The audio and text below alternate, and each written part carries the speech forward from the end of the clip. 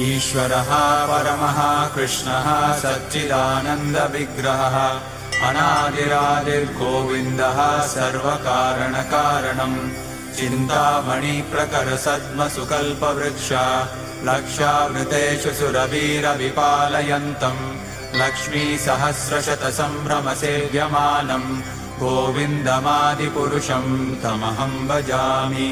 वेणुं क्वणन्तमरविन्ददलायताक्षम् बर्हावतं समसिताम्बुदसुन्दराङ्गम् कन्दर्पकोटिकमनीयविशेषशोभम् गोविन्दमादिपुरुषं तमहं भजामि।